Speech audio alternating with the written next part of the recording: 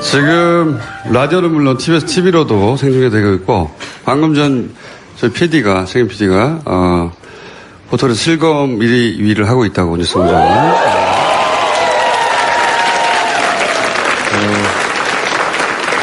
여기 입장하신 분들은요, 딱 200명만 실내로 입장하시고 나머지 못 들어오셨는데, 새벽 3시에 200명이 끊어졌다고 합니다. 네. 많은 분들이 이렇게 제정신이 아닌 상태로 지금 여기 계시고. 지금 이 순서는 저희 뉴스공장 최고 인기 코너죠. 예. 노르가즘 정의당 노회찬 원내대표 나오셨습니다.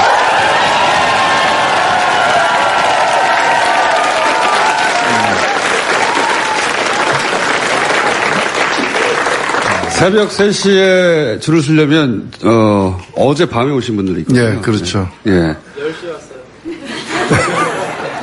가족은 누가 지키냐고요.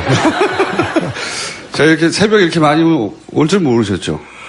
예, 알면 이상한 거죠. 예, 이게, 저는 그런 생각이 들어 와서 보니까, 왜 이게, 기네스북에다가, 네. 이 시간에 공개 방송하는 거는 아마 세계적으로도 유례 없을 것 같은데, 세계사적으로도 유례 없고, 기네스북에 신청하면 뭐 기록으로 공인받지 않을까 생각됩니다. 그 말씀 하시니까, 다음 공개 방송은 말이죠. 기네스 측에다가, 신고를 하고, 예. 세계 시기록에 도전하는 것으로. 예. 근데 이제, 오늘 이 자리에 못 오셔서 이 장면을 못 보시는 분들에게 설명을 드리자면, 안에도 200여 명, 밖에는 더 많은 분들이 서서 서성이고 계세요. 예. 기괴한 장면입니다. 자, 첼로 연주 어떻게 됐습니까? 입 다물어서 어떻게 됐습니까? 우리 만만치 않습니다. 서로 맞교환하기로 했는데, 예. 제가 이제 언어의 마술사라고. 근데 많은 분들이 물어봐요. 사전에 대본이 있냐고. 보세요. 아무것도 없죠. 네. 정말로 언어의 마술사고요. 참고로 정청래 전 의원은 제가 언어의 맙소사라고 부릅니다.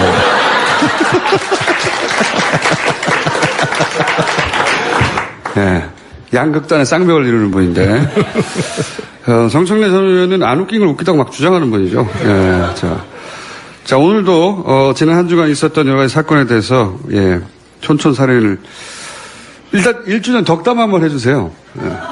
예, 제가 여기 와서 참 이 기괴한 광경을 보고 들은 생각은, 대한민국을 누가 지키는지 오늘 와서 알았습니다. 네.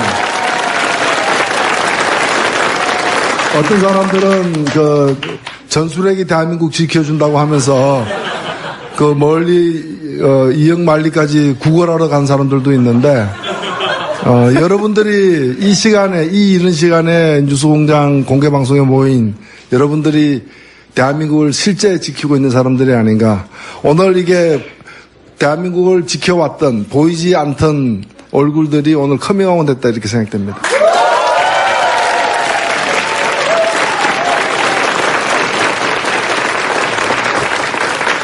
말도 참 예쁘게 잘하세요. 네. 얼굴까지 예뻤으면 좋았을 뻔했는데.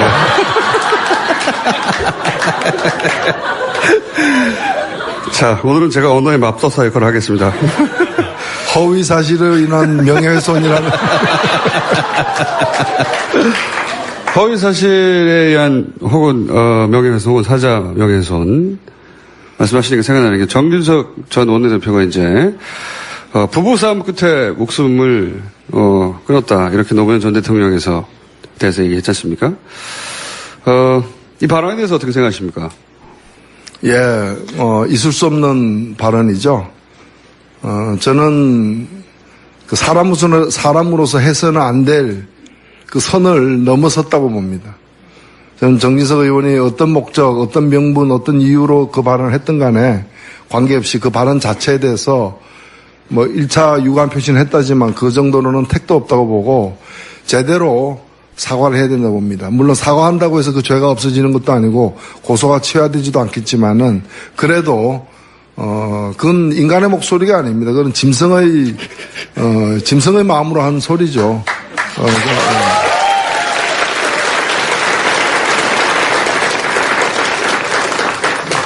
본인이 총대를 맸는지 관련해서 많은 이야기를 했어요. 예를 들어서 문학의 블랙리스트에 대해서 문성근, 김미아 씨에 대해서도 뭐라고 했냐면 밥을 굶었나, 린치를 당했나, 징역을 살았나, 왜 이렇게 호들갑을 떠냐는 취지의 이야기죠. 예. 이런 발언에 대해서 어떻게 생각하십니까? 역시 정진석 의원이 한 말인데. 글쎄요, 그 발언을 듣고 무슨 생각을 할 필요가 있습니까? 옆에 있으면 한 대 때려주고 싶은데.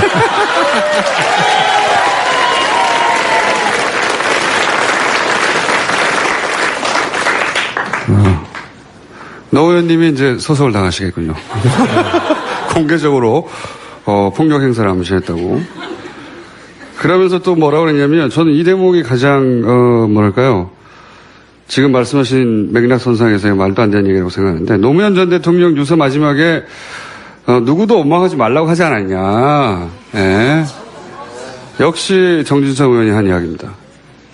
아니 지금 문제의 발단은 우리가 뭐 매일매일 소식을 접하고 있습니다만은 그 이명박 정부 시절에 있었던 그 국정원을 동원한 그 이른바 이제 국정농단 사건이죠.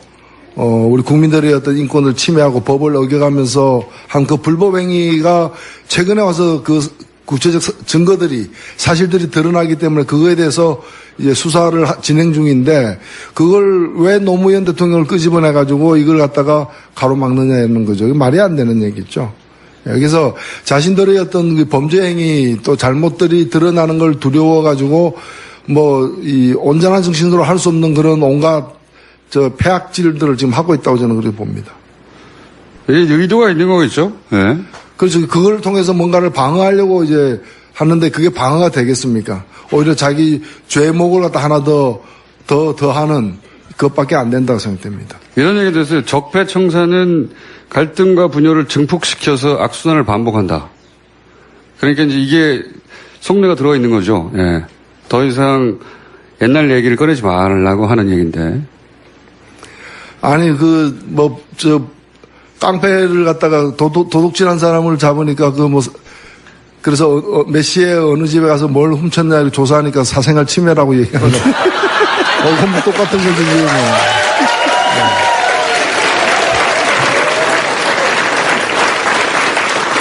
아니 아직도 공소시효가 남아있는 범죄 행위에 대해서 또 그것도 간단한 범죄 행위가 아니라 국가 권력을 갖다가 사적으로 동원한 그런 이제 심각한 그 국기문란의 수준의 어떤 범죄 행위를 수사하고 있는데 그걸 가지고 뭐 적폐다, 국민을 분열시킨다,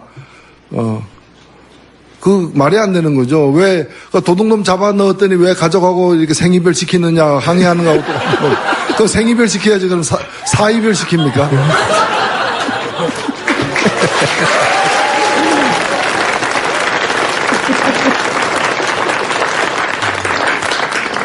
이런 이야기는 이제 그쪽 진영에서 전방위로 터져나와요. 장제노 의원도 노무현 상여를 부여잡고 한풀이 하는 걸 중단해야 한다. 이렇게 얘기했거든요. 아니, 그러니까 자신들의 어떤 그 심각한 도저히 어떤 변명할 수 없는 그런 치부들이 또는 과거의 범죄 행위들이 드러나니까 그걸 자꾸 이제 노무현 전 대통령의 억울한 죽음에 대한 어떤 보복이다라는 식으로 이걸 갖다가 폄훼하는 거죠. 그걸 통해서 결국 노리는 거는 뭐냐? 결국 노리는 거는 이 자신들의 어떤 범죄 행위를 갖다가 물타기 해가지고 덮자는 거죠. 여기에 넘어가서는 저는 안 된다고 봅니다. 알겠습니다. 예. 이거 어떻습니까?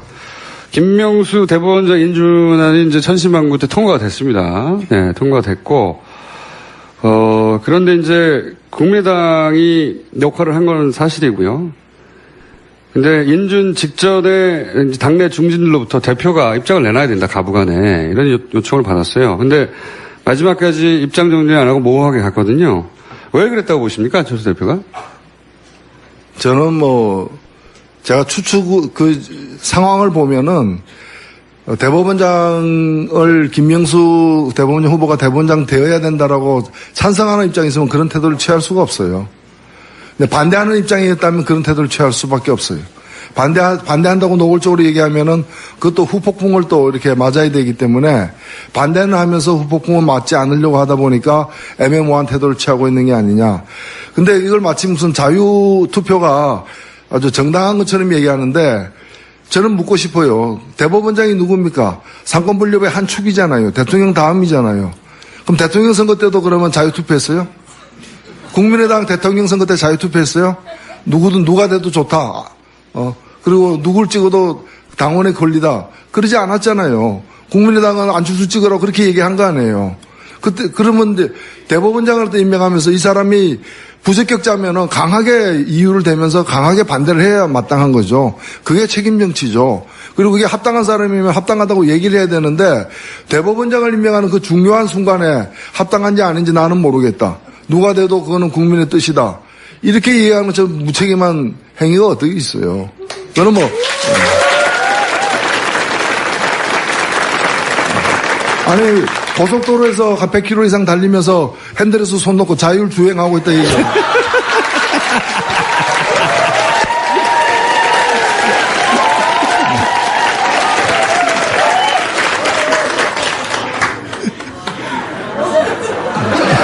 그런 표현이 어떻게 갑자기 생각나죠?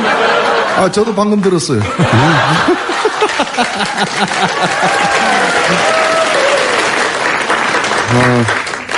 정청래 전 의원은 준비해 오거든요. 준비해와도 이게 안 돼요. 맙소사기 때문에. 예. 근데 어제 안철수 전 대표가 본인이 입장을 밝히지 않은 이유에 대해서 얘기를 했습니다. 왜 밝히지 않았냐? 김명수 대법원장이 고교 동문회라서 그랬다. 고교 동문인데 내가 입장을 밝히면 얼마나 말들이 많았겠느냐. 요 이유에 대해서 어떻게 생각하십니까? 본인도 아마 말이 안 된다고 생각하고.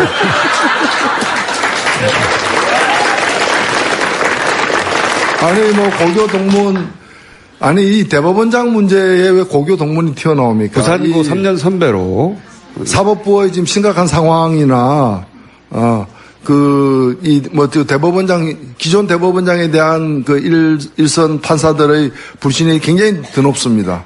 각종 여론조사를 통해서 확인되고 있는데 이 심각한 상황에서 새 대법원장이 과연 적격자냐 아니냐는 어느 때보다도 관심이 지금 모아져 있는 대목인데 여기서 뭐 고등학교 동창이냐 아니냐 그런 식으로 따지면은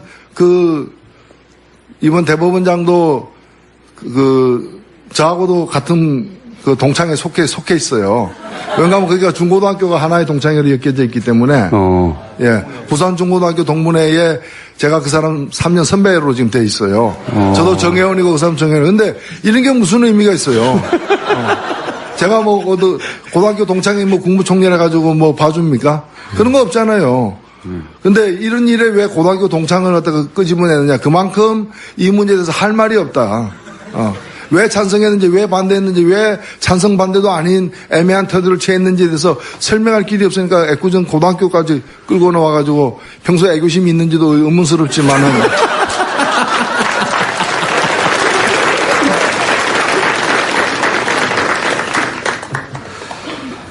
이건 어떻습니까? 바른정당 소위 자강파들이 계속 순환을 당하지 않습니까? 이원재 대표도 그렇고, 남경필 도지사도 그렇고. 이게 이제 우연인지 아닌지 미심적인 구석이 있긴 한데, 그것과 별개로 효과는 일단 자강파가 위축되는 거예요. 예. 이렇게 되면 자유한국당과 바른정당 사이의 통합의 가능성 어떤 형식으로든 점점 높아지고 있는 거겠죠? 예, 두 당의 온전한 형태로의 통합의 가능성은 그렇게 높아 보이지는 않습니다만은, 네.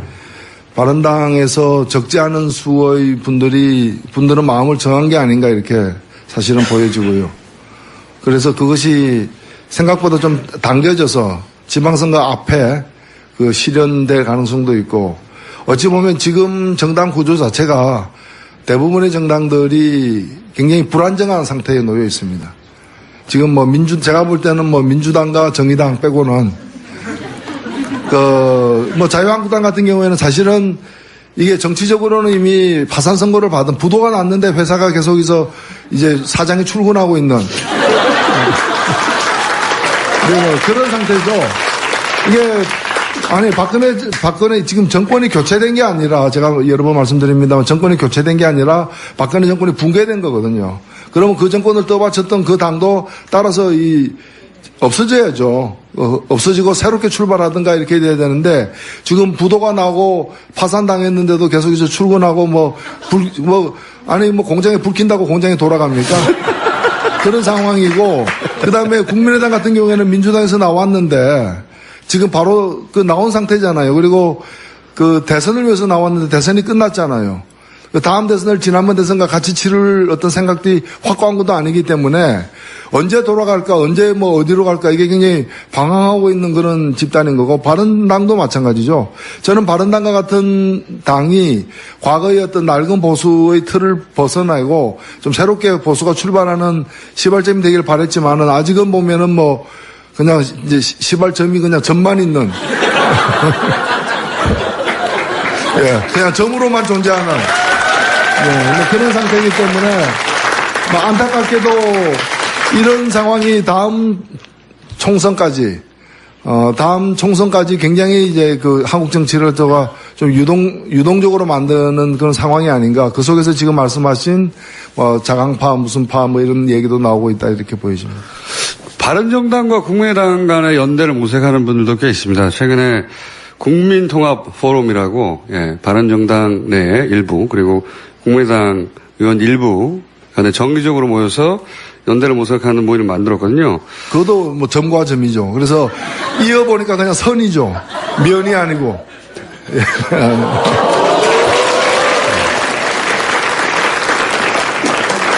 제가 아침에 수학 얘기 잘 안 하는데. 정의당은 어떻게 되는 겁니까? 정의당은 그러면. 정의와 함께 하는 거죠. 정의당은 아시다시피 아직 우리 국민들의 신뢰와 지지를 받는데 여러 부족한 점도 많고 지금 의석도 얼마 되진 않습니다만은 앞으로 여러 차례 이제 그런 테스트, 선거가 있기 때문에 그런 선거를 통해 가지고 정의당이 나름대로 유일한 진보 야당으로서 또 제 역할을 하는 게 한국 정치에도 저는 도움이 될 수 있다고 보고 그런 역할을 좀 더 키워나가기 위해서 계속 노력을 할 생각이고 여러분들도 많이 좀 관심을 가져주십시오. 아침이 있는 삶. 아니, 막 박수 치지 마시고요. 통상은 저녁이 있는 삶이라고 하는데 방금은 아침이 있는 삶이라고 하셨어요. 아침이 있는 삶이란 거는 뭔가 하면 저녁에 있는 삶은 그 자체로서 굉장히 소중하고 여전히 중요합니다. 다만 그럼 아침은 뭐냐? 아침이 괴로운 분들 많아요. 아침에 출근할 곳이 없는 사람들. 아침에 출근하더라도 지긋지긋한 직장에 가는 분들. 그나마 아침에 또 공개방송이 매일 있는 것도 아니기 때문에. 그래서 아침이 행복한 사회, 아침이 행복한 나라. 이거 우리가 좀 가야 될 길이 아닌가 저는 그렇게 생각합니다.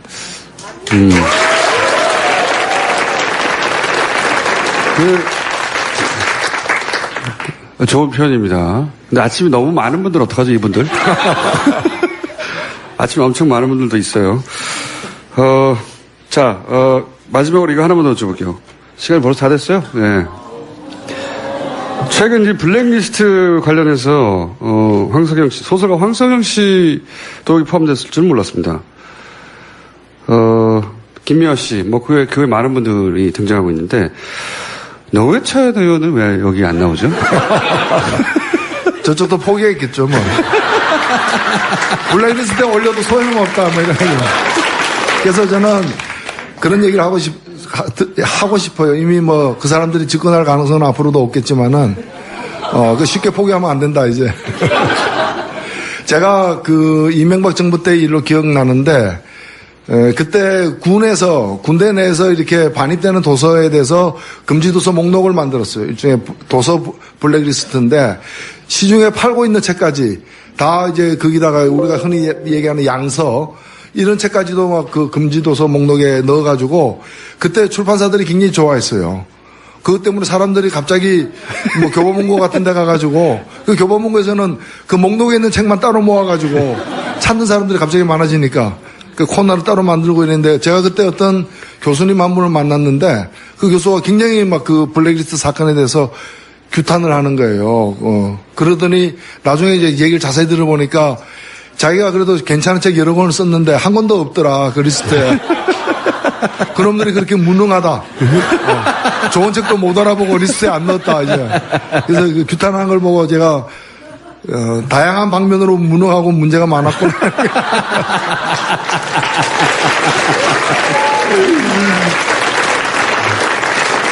근데 리스트에는 없으시지만 본인이 겪은 일은 상당하잖아요, 사실은.